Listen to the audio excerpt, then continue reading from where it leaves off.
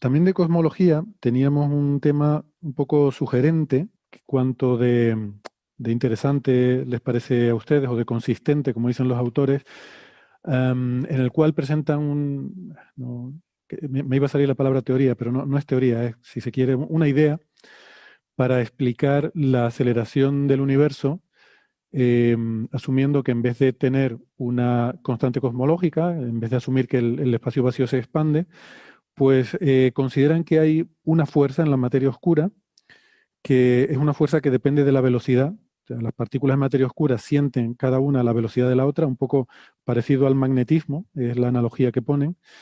Y entonces diferentes partículas de materia oscura sienten la interacción unas de otras en diferentes partes del universo y esa fuerza es repulsiva y esa fuerza repulsiva provocaría la aceleración de la expansión cosmológica, ¿no? Entonces, bueno, es un articulito muy, muy corto de tres autores del Instituto de la Universidad de Copenhague, del Instituto Niels Bohr. Caroline Loewe es la primera autora. Y bueno, pues un articulito muy breve de nada, 3 paginitas de nada, donde pues dan esta idea, hacen un par de calculitos muy sencillos y consideran que a ese nivel de esos cálculos sencillos que han hecho, en principio esta idea es compatible con lo que vemos en el universo, ¿no? A mí me genera algunas dudas, lo digo desde ya, pero no sé qué opinan ustedes si han tenido ocasión de leerlo. Bueno, Bea sí creo que lo ha leído, ¿no? ¿Quieres contarlo un poco, Bea?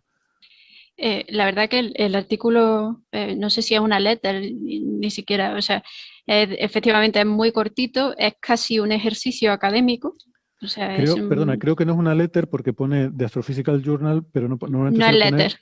claro, Vale. suele poner Physical Journal Letters, ¿no? Cuando es una letter. O sea que creo que es simplemente un artículo breve, que está bien, a mí me gustan los artículos breves y además este tipo de cosas, ¿no? Una idea, decir, oye, presento una Sí. idea aquí y si es una idea buena, pues oye, puede ser una revolución, ¿no? Pero no sé si es el caso.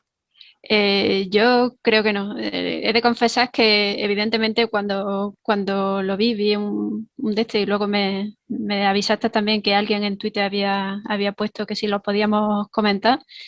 En principio pensaba que iba a tener más enjundia y al final pues me ha resultado eso, un ejercicio.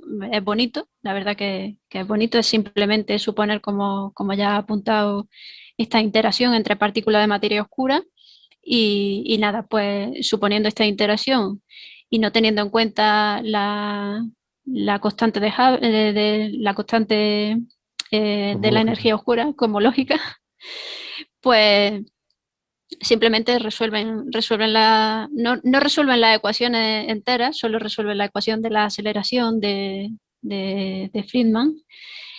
Y bueno, pues lo que tienen es que parece que es compatible el considerar estas fuerzas repulsivas, tipo magnetismo, ¿no? Como tú has dicho, asociadas a las partículas de materia oscura, parece que esto sí podría ser responsable de la expansión que se observa, ¿no? Que nosotros asumimos que se debe a la energía oscura. Lo que pasa es que los propios autores en el artículo ponen bueno, que sí, que o sea que es una idea bonita, ¿no? El resultado, supongo que cuando lo estaban haciendo, pues vieron que este resultado era muy atractivo y lo publicaron, pero luego ellos mismos mencionan que, bueno, en principio parece que no hay ningún tipo de conflicto, digamos, a gran escala, pero a pequeña escala, o sea, cuando ya se van a los halos de materia oscura y eso, pues sí que habría problemas. O sea, es lógico, ¿no? O sea, realmente lo que están es, tal y como lo han planteado, están planteando un problema, eso a gran escala. O sea, no con simplemente resolviendo las ecuaciones de Friedman de la aceleración no pueden luego ver el detalle de la formación de halos y cómo estas partículas de materia oscura, con esta fuerza repulsiva, qué implicaciones tendría, ¿no? Para la formación de la galaxia enana, en fin.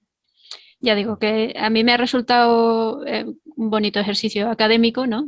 De ponerte con el lápiz pues, casi como una cuenta de servilleta, pero realmente no, o sea, así a priori no le veo mucha más trascendencia que eso, que un resultado curioso, pero no le veo mucha trayectoria porque puede introducir muchos más problemas que lo que va a resolver, desde luego.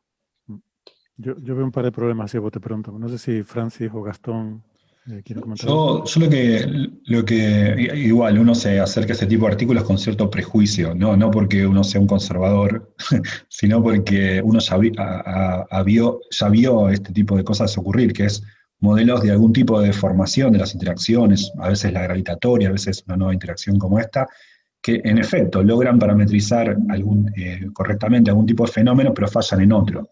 Eso es algo muy frecuente cuando alguien hace teorías de gravedad modificadas que pueden arreglar curvas de rotación de galaxias, pero luego estropean otro tipo de cosas explicadas por la materia oscura.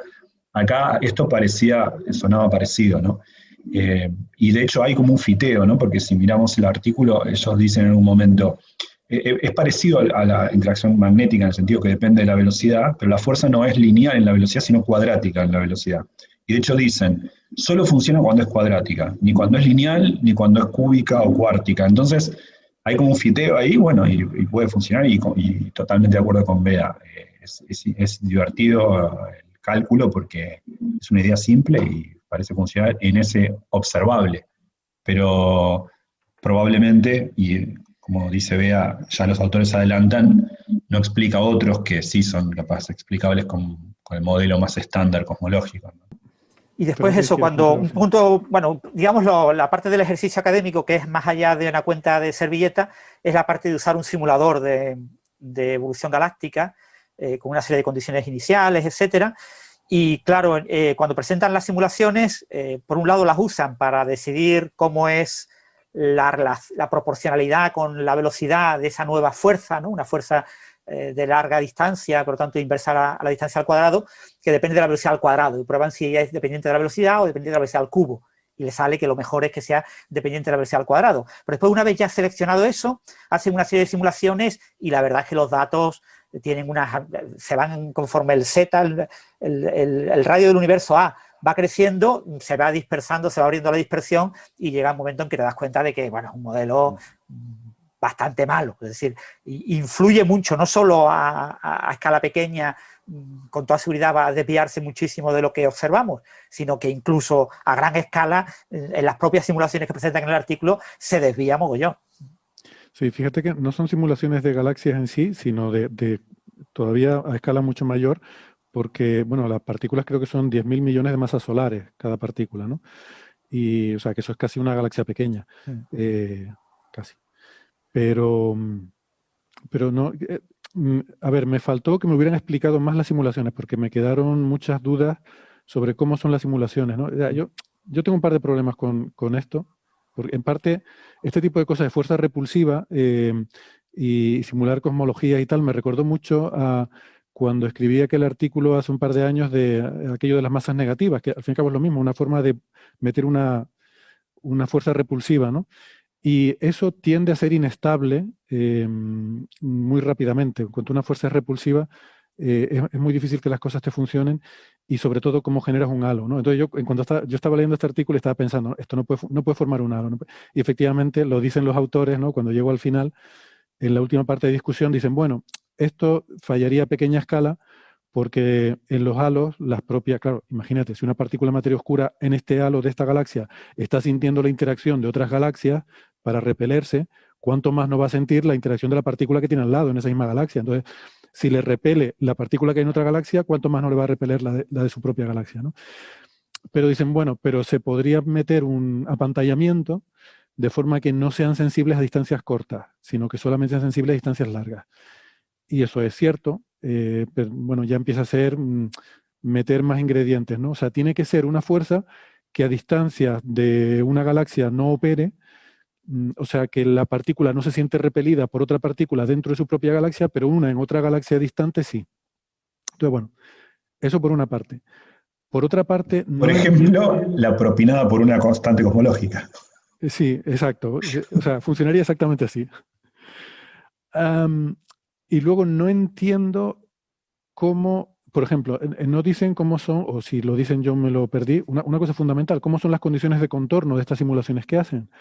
Porque si tú, vamos a ver, si tú tienes un universo infinito con densidad homogénea, si es perfectamente homogéneo, no va a formar estructuras, no va a colapsar, ¿no? Pero tampoco se va a expandir, porque tú tienes la misma fuerza repulsiva viniendo de todas partes. Entonces, tú solamente vas a tener una repulsión si tú te estás expandiendo en algún tipo de medio al cual te puedas expandir. Si por todas partes hay material a tu alrededor, te van a repeler de todas partes y no te vas a mover, no se va a producir una expansión. ¿Sabes lo que te quiero decir?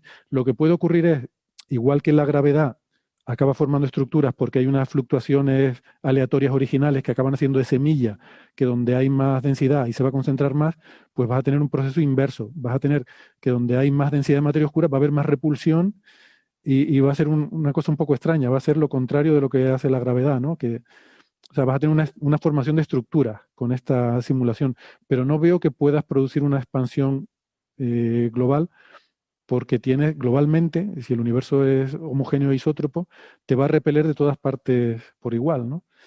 Así que, no sé, no le veo yo que pueda funcionar, y no sé si estas simulaciones las han hecho como se hacen las simulaciones de galaxias, con contornos abiertos, en el cual fuera de la caja no hay nada, o si se hacen como se hacen las simulaciones cosmológicas con contornos periódicos, que es infinito, en el contorno después sigue más para allá, ¿no?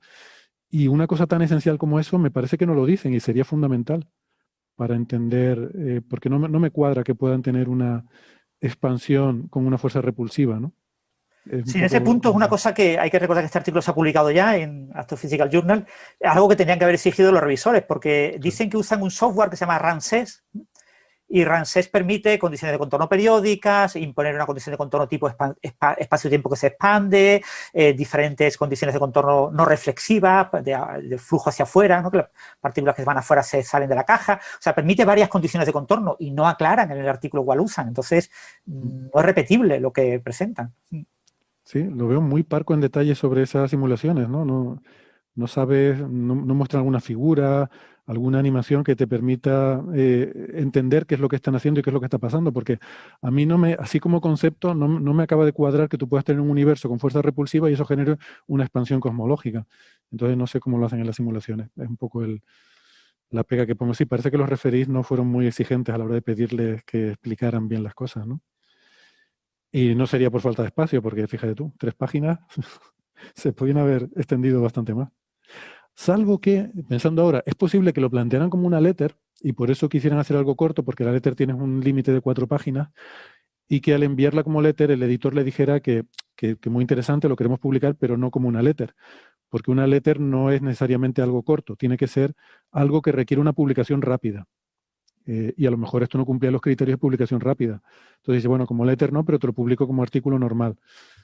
Pero entonces pues podían haberse expandido un poco más, no sé. O haber dejado algún repositorio en algún sitio con los datos o con los códigos para poder ver cómo se hicieron, ¿no? Es lo que yo he echado en falta. Sí, completamente de acuerdo esto. Sí, es muy parco en la parte teórica es muy simple y la expone muy clara porque es muy simple, y luego donde quieren probar la idea, pues como que pasan de soslayo, ¿no? Utilizamos este código, esta referencia y venga, hasta luego. La gráfica que nos salen y ya está. Eso es.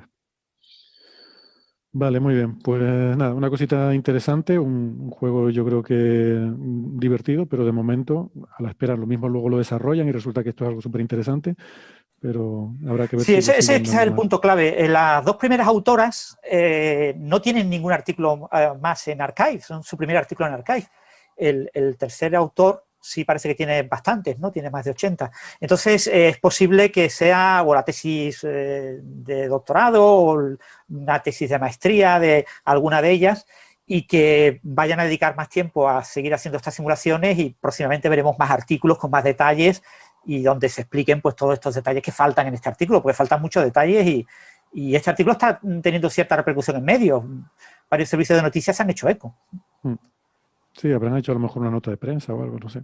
De hecho, bueno, como anécdota irrelevante, cuando vi el nombre, la segunda autora, que se llama Christine Simone Nielsen, yo cuando vi en el artículo Nielsen y del instituto este de Copenhague, el Niels Bohr, pensé que hemos hablado anteriormente de un artículo que tuvo mucho impacto de Nielsen y no sé si de Subir Sankar también, en el que era aquel famoso artículo en el que decían que no había evidencia, que era evidencia marginal de aceleración cosmológica, que poco menos que sugerían que no existía la energía oscura. ¿Se acuerdan? Que aquello generó un montón de polémica hace años. Se publicó en Nature, creo que en Scientific Reports, y me parece que era... Pero era otro Nielsen. Por eso pensé que cuando vi Nielsen dije, mira, pues ahora ella sí cree en la constante cosmológica, pero dice que a lo mejor es otra cosa. O sea, ahora ella sí cree en la expansión acelerada, pero dice que no es constante cosmológica. Pero no, resulta que era otro Nielsen diferente. Lo tienes delante y era con Subir Sankar, el artículo. Sí. Con se titulaba, un tal Gufanti y con Sarkar. Sarkar, sí. Se titulaba Evidencia marginal de expansión acelerada. Porque cuando reanalizaban los datos de supernova, entonces se les quedaba solo en 3 sigma la evidencia de la expansión acelerada. Y entonces en la nota de prensa decían que probablemente no hay expansión acelerada y que el premio Nobel estaba mal dado. O sea, toda una serie de despropósitos que creo que fue candidato a premio Ruido aquí por la nota de prensa, que era terrible. Bueno, pero no es ese Nielsen, es otra Nielsen diferente.